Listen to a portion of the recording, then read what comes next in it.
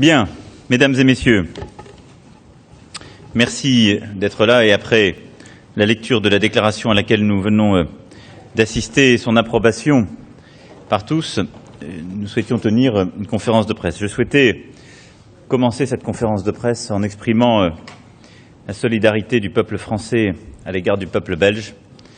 Nous avons, pendant notre réunion, appris ce qui s'était passé ce matin en Belgique et la terrible attaque qui, semble-t-il, serait qualifiée de terroriste maintenant par le parquet. Il est sans doute trop tôt pour s'exprimer, mais je voulais ici adresser toutes les condoléances et la solidarité du peuple français à l'égard de nos voisins belges.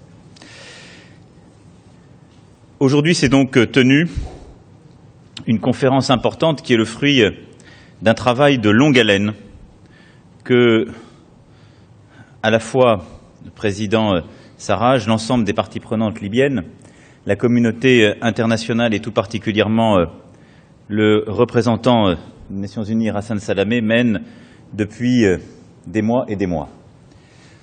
En juillet 2017, nous avions tenu à la Celle Saint-Cloud une première réunion où le président Sarraj était présent avec le maréchal Haftar, en présence du représentant Salamé qui commençait sa mission et qui avait permis de dégager des premières lignes de force. Un travail très important a ensuite été conduit sur le terrain qui a jalonné les mois précédents.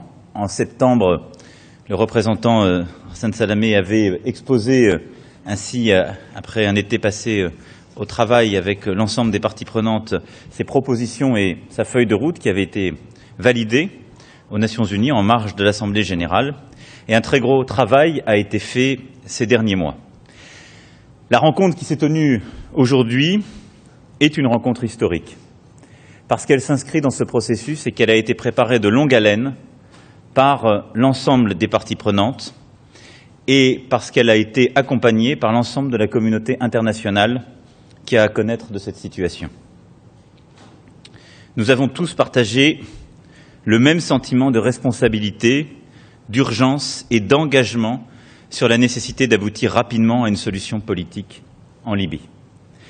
C'est la première fois que, sous cette forme, une telle réunion s'est tenue avec l'ensemble des responsables libyens. Étape clé pour la réconciliation en Libye. Monsieur Fayez Sarraj, président du Conseil présidentiel, Monsieur Aguila Saleh, président de la Chambre des représentants, Monsieur Khaled Meshri, président du Haut Conseil d'État, et Monsieur Khalifa Haftar, commandant général de l'armée nationale libyenne, en présence de plusieurs délégations libyennes représentatives de composantes de la société libyenne. C'est la première fois que, sous ce format-là, l'ensemble de ces dirigeants, dont certains ne se reconnaissent pas mutuellement, se sont réunis, ont accepté de travailler ensemble et ont ensemble, vous l'avez vu, approuvé une déclaration commune. C'est une étape essentielle, importante et qui rend possible ce qui maintenant va venir. C'est aussi la première fois qu'en leur présence, nous avons rassemblé l'ensemble des membres de la communauté internationale sous l'ombrelle des Nations Unies qui ont à connaître de la situation libyenne.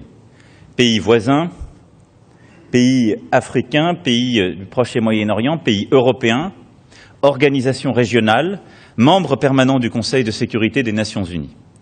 L'ensemble des pays qui parfois, il faut bien le dire, ces dernières années, ont essayé de tirer les ficelles de la situation libyenne derrière les rideaux, en jouant l'un contre l'autre, en se nourrissant des divisions, parfois des déstabilisations, ont accepté de travailler ensemble pour marquer aussi leur accord et soutenir ce travail conduit par les Libyens pour s'engager autour de cette feuille de route commune et de cette déclaration. C'est là aussi la première fois et c'est une avancée indispensable. Et je veux saluer la qualité du travail qui a pu se faire avec l'ensemble d'entre eux et une très bonne relation que nous avons nouée et construite durant ces dernières semaines pour œuvrer en ce sens. Ce travail est indispensable pour la Libye au premier chef. Le peuple libyen aspire à la sécurité, à la stabilité, à vivre mieux et à pouvoir exprimer sa souveraineté. C'est ce que nous lui devons, parce que parfois nous avons pu décider de nous substituer à sa propre souveraineté. Et ce faisant, je crois que nous reconnaissons l'importance du peuple libyen, la dette que nous avons à son endroit et le travail que nous lui devons pour arriver à ce résultat. Ensuite, ce sujet est important pour toute la région et la mobilisation de l'Union africaine, de la Ligue arabe en particulier et de tous les États voisins et de nombreux États africains l'a montré.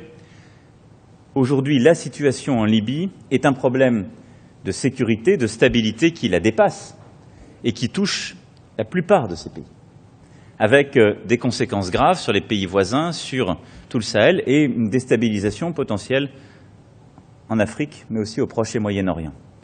Et donc l'engagement de tous derrière une solution souveraine, inclusive en Libye est le témoignage de cette importance pour la sécurité collective et la stabilité de la région. Et puis cela nous touche aussi, parce que nombre d'États européens ont eu à connaître des conséquences de la crise en Libye. Je pense à l'Italie, qui a vécu ces derniers mois et ces dernières années une importante crise migratoire avec laquelle nous avons travaillé de manière exemplaire, et je veux ici saluer l'engagement de l'Italie dans le travail qui a été fait, mais elle a eu à connaître des conséquences directes de cette crise, et tous les pays européens, et la haute représentante de l'Union européenne était également présente avec nous, ont marqué leur engagement pour trouver une solution commune. Les discussions qui se sont déroulées ce matin ont donc montré une volonté de s'engager sur des points précis. D'abord, un consensus sur la nécessité d'unifier les institutions gouvernementales, économiques et de sécurité à terme pour contribuer à l'affirmation pleine et entière de l'État libyen, en mettant notamment fin à toute forme d'institution parallèle, avec un processus progressif qui se fera et trouvera son plein aboutissement à l'issue du processus électoral. Mais surtout avec la décision, et nous l'avons conclu ce matin même, de nous donner un calendrier et une procédure. Et donc, d'ici au 16 septembre, date importante pour le peuple libyen, soit d'avoir acté un changement constitutionnel, soit, sur la base de la déclaration constitutionnelle existante, de pouvoir prendre le texte de loi électorale qui permettra d'organiser les élections. Et donc, d'ici au 16 septembre, il y a eu un engagement commun pour prendre les dispositions qui permettront d'organiser de manière satisfaisante un processus électoral, soit avec une nouvelle constitution, soit sur la base d'une loi électorale qui aura été dûment votée. Et les trois présidents et le maréchal Haftar se sont engagés sur cela, ce qui est essentiel, parce qu'ils sont les acteurs qui rendront possible ce processus, là où depuis des mois, nous étions bloqués par les non-reconnaissances mutuelles et la capacité de l'un ou de l'autre à interrompre le processus. Deuxième élément, c'est l'organisation pour le 10 décembre 2018 d'élections présidentielles et législatives.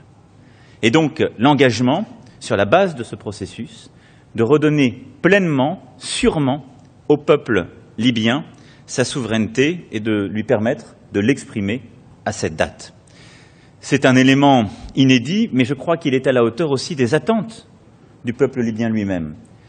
Le représentant spécial Salamé a fait plusieurs sondages électoraux qui ont montré la volonté des Libyens de s'engager dans ce processus, de pouvoir exprimer leur voix et de décider le plus vite possible.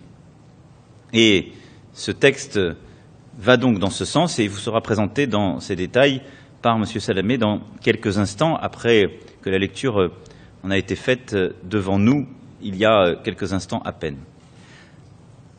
Avant de céder la parole à M. Salamé et Président Sarraj, je veux dire ici vraiment que la présence d'une vingtaine de pays et organisations régionales aux côtés des Nations Unies et des Libyens aujourd'hui témoigne de cette unité de la communauté internationale et du fait que nous avons un engagement unique derrière lequel nous allons œuvrer. Nous nous sommes tous engagés collectivement à soutenir les efforts, à respecter les engagements collectifs. C'est une étape, à cet égard, essentielle. je veux ici remercier le travail remarquable qui a été fait depuis plusieurs mois par Hassan Salamé, le représentant spécial de l'Organisation des Nations Unies. Je veux, Monsieur le Président Sarraj, vous remercier aussi, car dès le début, vous avez pris vos responsabilités et accepté ce dialogue inclusif et rendu possible la réunion et le travail que nous avons conduit ensemble aujourd'hui. Maintenant, nous avons des engagements clairs et précis, un calendrier. Il a été formellement et officiellement approuvé par les parties prenantes. Il a été soutenu par la communauté internationale. Nous n'avons plus qu'à agir avec un seul objectif, l'intérêt du peuple libyen. Je vous remercie et je vous cède la parole, Président.